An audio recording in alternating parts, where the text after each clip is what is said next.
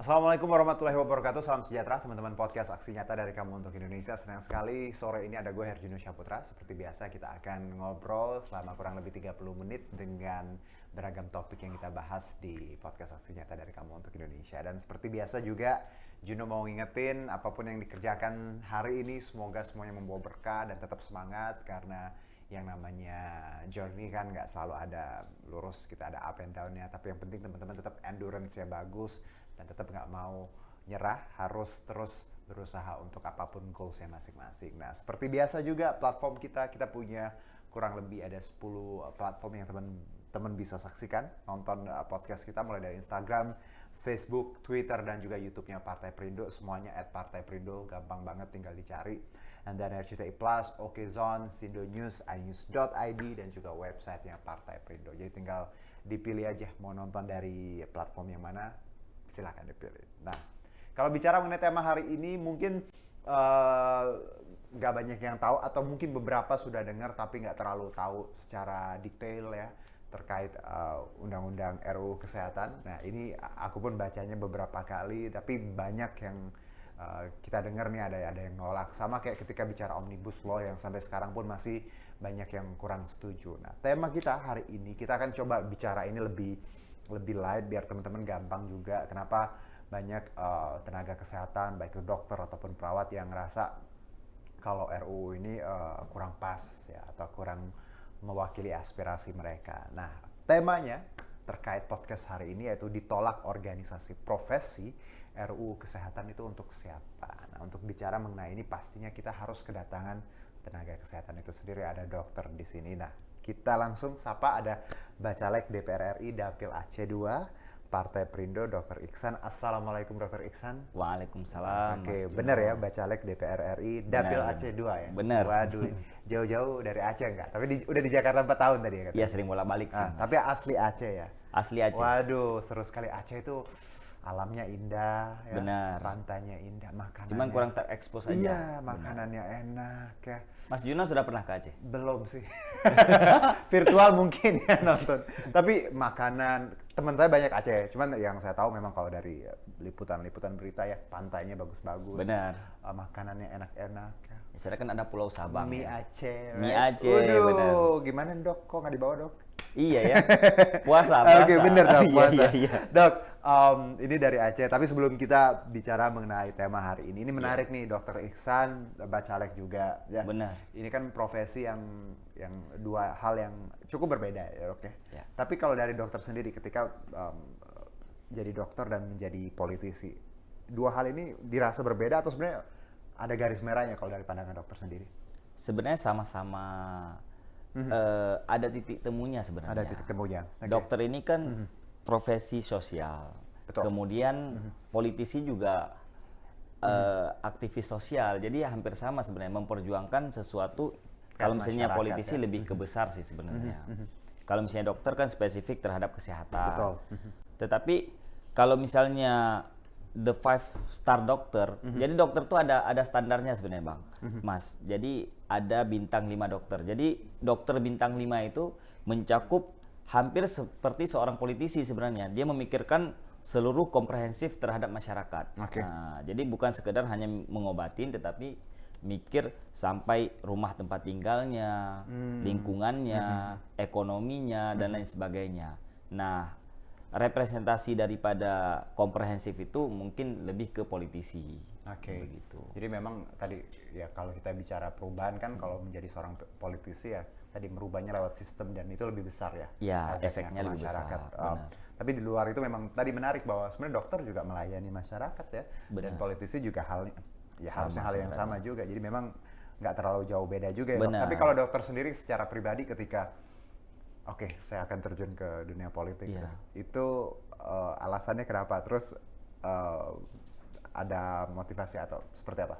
Sebenarnya memang dari dulu itu suka aktivis gitu Mas. Oke, ya. aktivis, Dari kampus sendiri Oke. sudah terjun di organisasi, Oke. pernah ketua BEM, kemudian juga ikut organisasi-organisasi nasional maupun internasional di bidang kesehatan. Jadi saya melihat apapun yang kita lakukan tidak lepas dari kebijakan-kebijakan yang ditentukan oleh politik.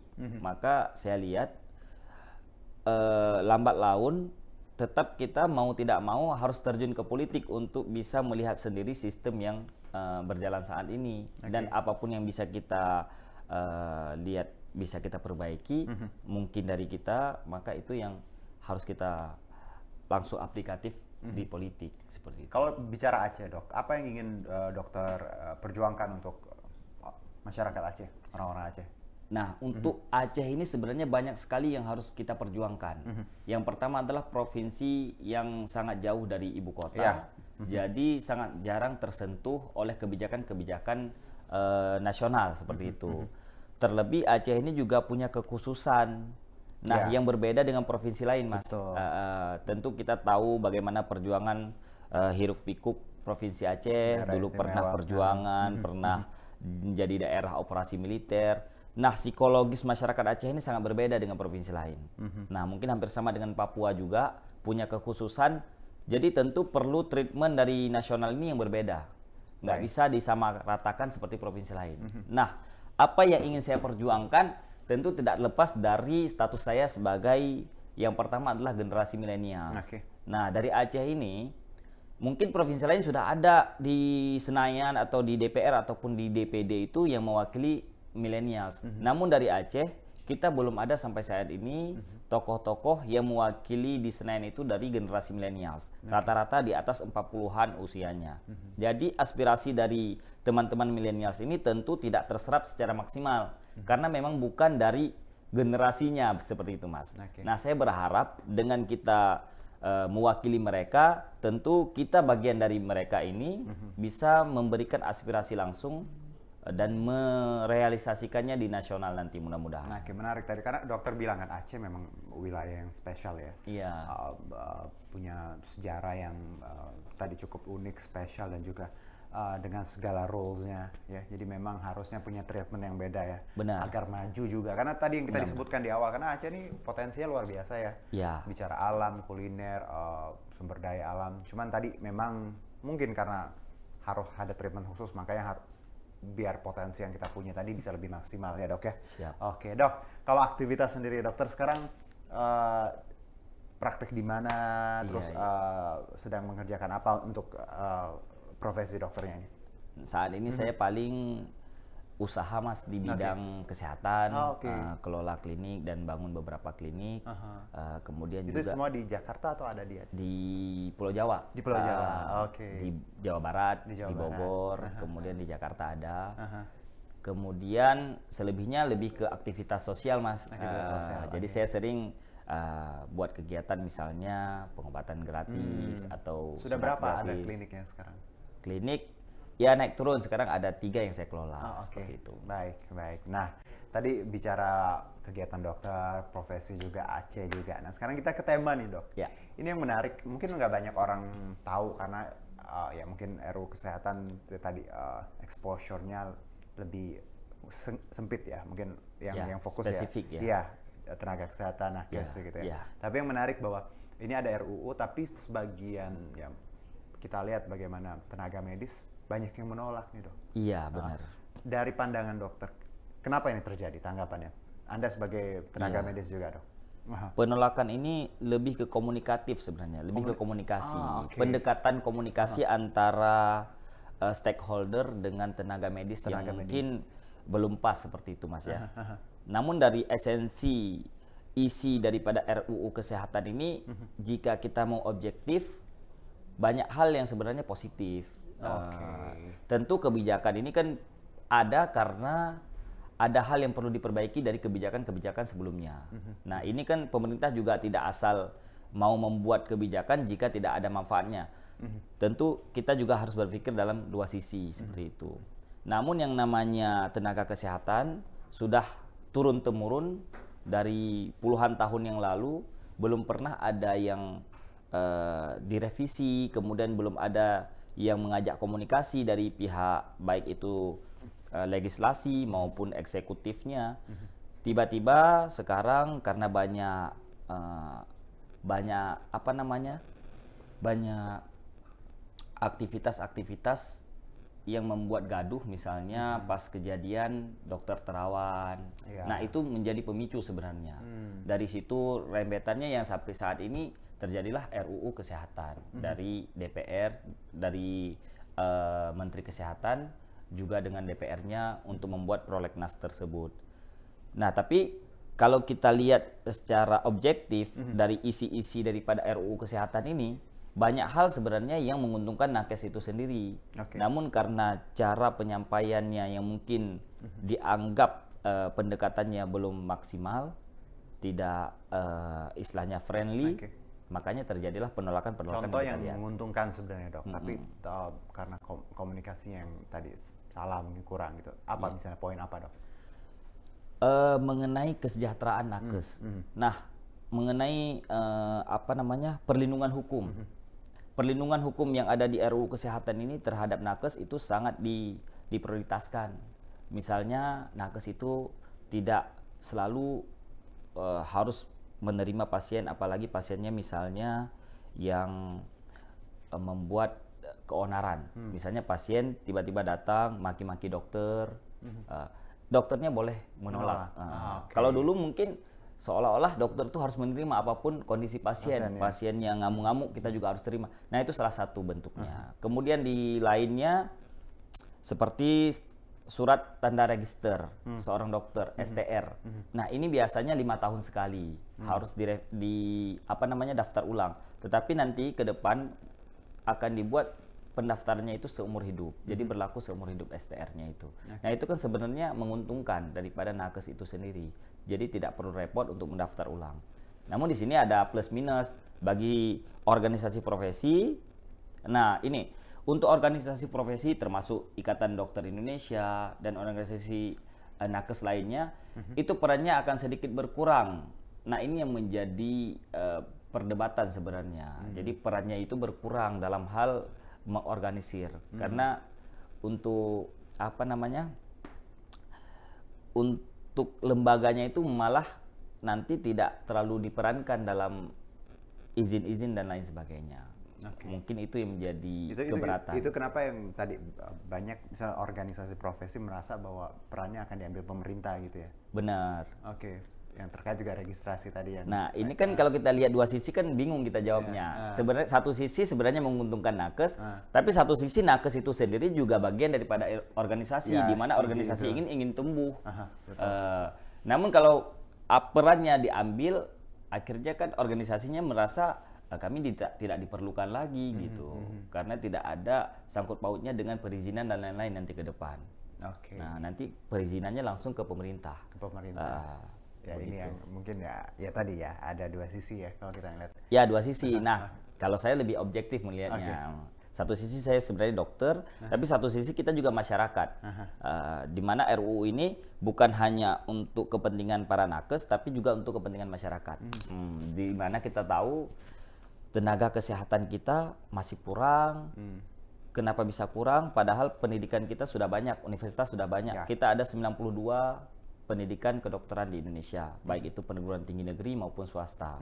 Namun belum bisa maksimal dalam pelayanan dan lain sebagainya.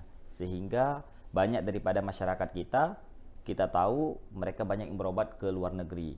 Nah, ini sebenarnya kerugian bagi negara kita, kan jadinya devisa kita jadi berkurang. Seperti itu. Nah, kalau kaitan ini menarik, dokter juga menyinggung tadi bahwa krisis dokter ya kita, 92 perguruan tinggi kita punya dengan jurusan tadi medical kedokteran. Apakah RUU ini juga menjawab akan terkait dengan krisis dokter ini? Karena kita tahu dokter kita kurang, apalagi nih dokter spesialis ya. Itu kan yang sangat dibutuhkan ya. Dan jumlahnya tidak banyak gitu. Padahal ya kita tahu masyarakat kita 200 juta dan universitasnya banyak. Menurut dokter di sini apa yang salah? Apa yang harus diperbaiki? Dan RUU ini bisa nggak sih menjawab ini? RUU ini juga dibuat salah satunya untuk menjawab itu sebenarnya, Mas. Jadi pendidikan dokter kita untuk dokter umum itu pendidikannya 4 tahun. Betul, 4 tahun itu untuk sarjana kesehatan, sarjana kedokteran. Nah, itu belum bisa praktik. Jadi lanjut 2 tahun koas di rumah sakit, baru dapat gelar dokter. Juga belum bisa praktik. Tambah 1 tahun lagi itu internship. Itu di rumah sakit seluruh Indonesia.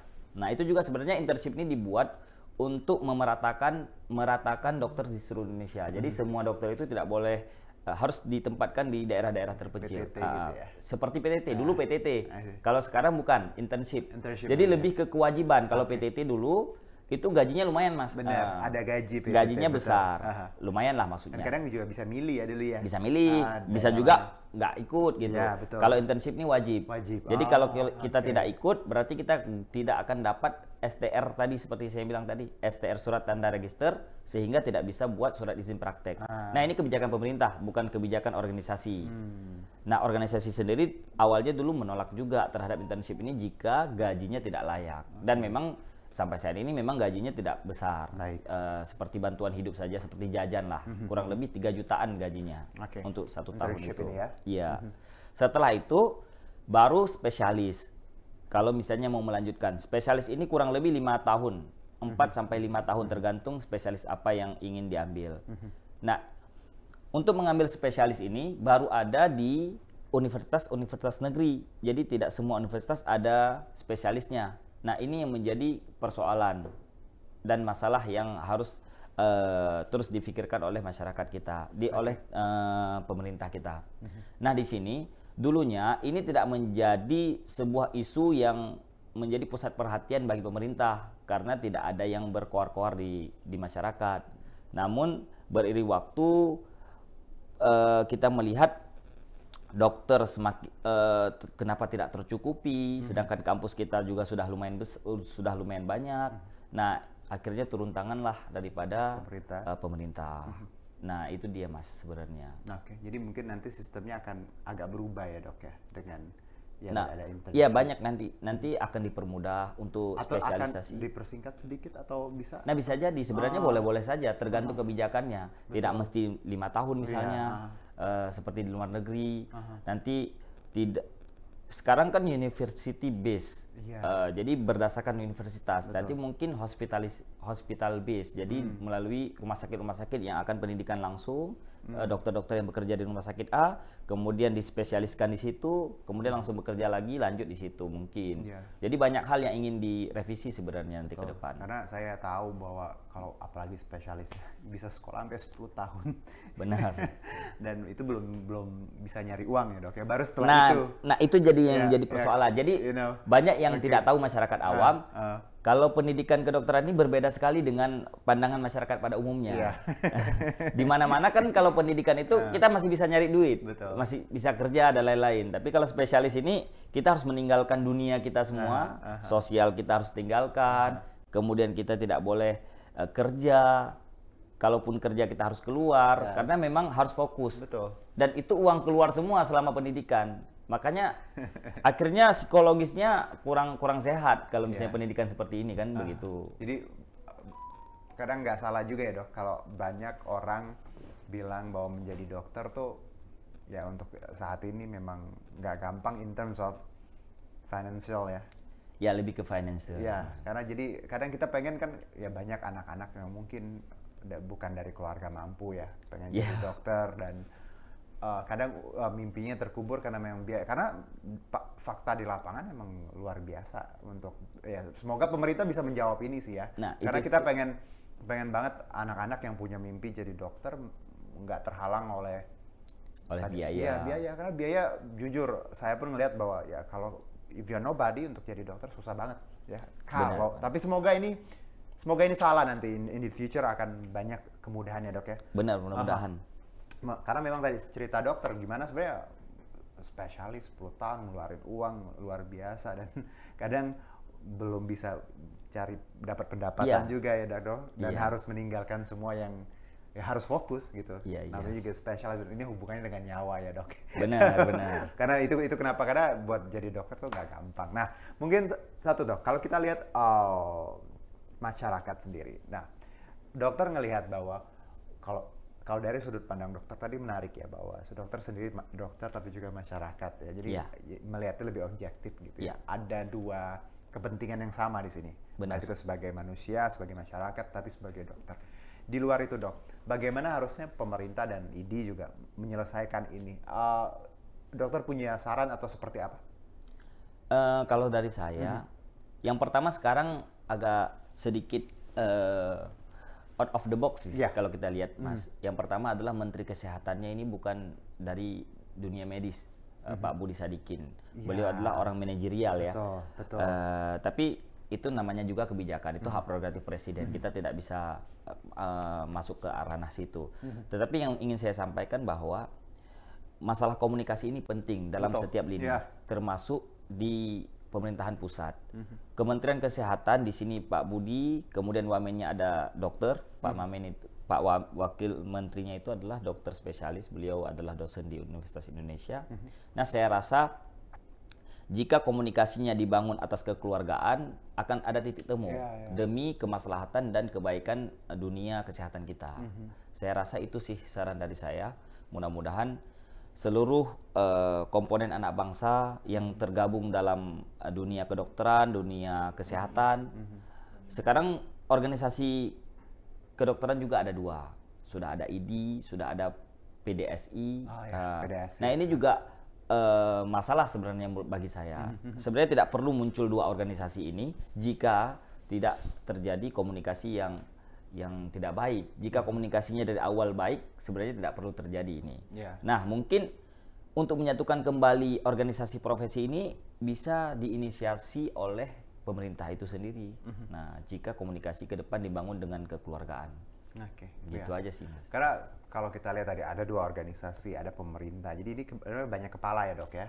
Dalam artian bahwa banyak pendapat, banyak insight. Nah, ini semoga ya mereka juga bisa memahami satu sama lain, dan toh tujuannya juga untuk kedokteran itu sendiri, kedokteran untuk masyarakat ya. Semoga kebijakan yang dibuat juga bukan karena ego sektoral ya, egonya organisasi A, B atau egonya pemerintah. Karena kan bicara kesehatan ini kan bidang yang selain pendidikan ya, Dok ya, bidang yang memang sangat major dan penting gitu. Jadi semoga pemerintah ketika bikin kebijakan di bidang ini harus benar-benar detail, jangan sampai merugikan salah satu pihak. Iya, dokternya, jangan juga merugikan masyarakatnya. Dan menarik tadi bahwa kita masih kurang dokter ya. Benar. Distribusi dokter juga kan, Dok, distribusinya ya. Di Jawa belum merata. Di Jawa malah membludak gitu ya. Di daerah-daerah terpencil, di Sumatera. Karena mungkin gini, Dok, kalau bicara distribusi pilihan mungkin ya. Karena dokter juga mereka ya manusia harus hidup juga kan. Nah, benar. Karena di daerah memang pendapatannya atau seperti apa, Dok? Kalau dari pandangan ya tentu dokter, untuk akselerasi pendapatannya kan jauh berbeda. Iya. Karena ya balik lagi dokter juga manusia, mereka kuliah sekolahnya. Makanya untuk menjamin kesejahteraan nakes ini yang harus diambil alih oleh pemerintah. Betul. Mungkin dengan RUU ini akan terjadi standarnya yang berbeda nanti. Jika standarnya berbeda juga dokter-dokter atau tenaga kesehatan lain, perawat, bidan juga akan kerjanya lebih maksimal. Betul. Termasuk misalnya dalam surat izin praktek. Kalau sekarang 1 dokter bisa 3 tempat. Nah, mungkin seperti di luar negeri itu 1 tempat aja, Mas, tapi sudah cukup gitu. Jadi mereka nggak perlu mikir bagaimana pendapatannya. Jadi mereka sudah fokus untuk pelayanan. Ini juga kita bisa ngelihat bahwa gini, Dok, ada mungkin pandangan dari masyarakat bahwa dokter pasti bergelimang harta, pasti banyak uang.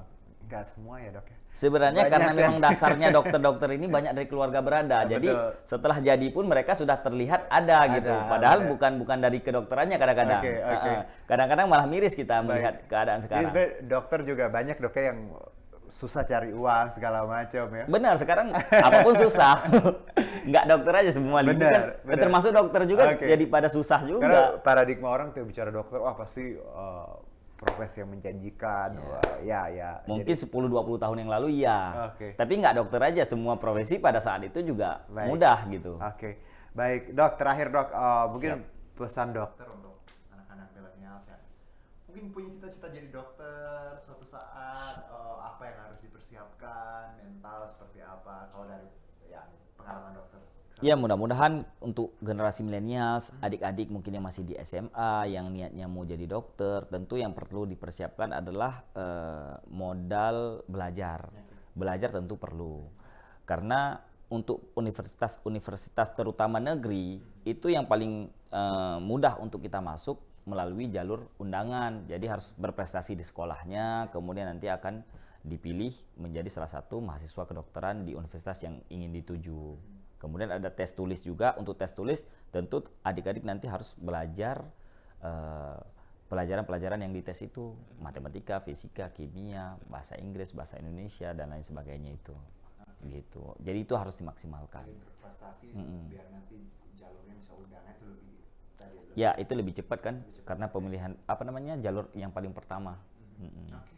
Baik, Dr. Iksan, Siap. terima kasih. Siap, Mas Jono. Sehat-sehat, semoga nanti plannya yang di Aceh Perdapil 2 lancar ya. Amin, mudah-mudahan. Juga kliniknya juga lancar. Amin. Banyak yang bisa dibantu. Amin. Makin luas lagi kliniknya. Siap. Dan RUU kita doakan juga semoga punya jalan temu baik. Kedua belah pihak. Dan berkaitan dengan Partai Perindo, pemirsa, teman-teman ya, kampanye aksi nyata dari Kamu Untuk Indonesia ini relate banget dengan movement yang dijalankan oleh Partai Perindo, yaitu peduli, ya, produktif, solutif, modern, bersih, berintegritas, dan turun tangan untuk Indonesia sejahtera. Semua value ini semoga teman-teman juga punya, karena tadi sebagai anak muda kita harus produktif, solutif, modern, bersih, berintegritas, dan turun tangan untuk Indonesia sejahtera. Dan untuk mendaftar sebagai anggota Partai Perindo boleh ke website kita di sini, ya, this one, okay, partaiprindo.com, dan jangan lupa juga untuk download apps-nya kita di App Store dan juga Play Store, di sini juga ada gampang, right?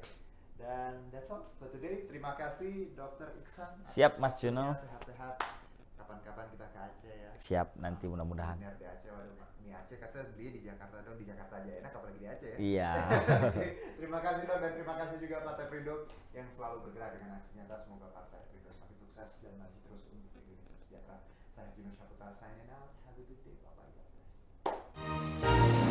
Marilah seluruh rakyat Indonesia, arahkan pandanganmu ke depan. Raihlah mimpimu bagi nusa bangsa, satukan tekad untuk masa depan. Pantang menyerah, itulah pedomanmu. Hentaskan kemiskinan cita-citamu, rintangan tak menggentarkan dirimu. Indonesia maju, sejahtera tujuanmu, nyalakan api semangat perjuangan. Dengungkan gema, nyatakan persatuan oleh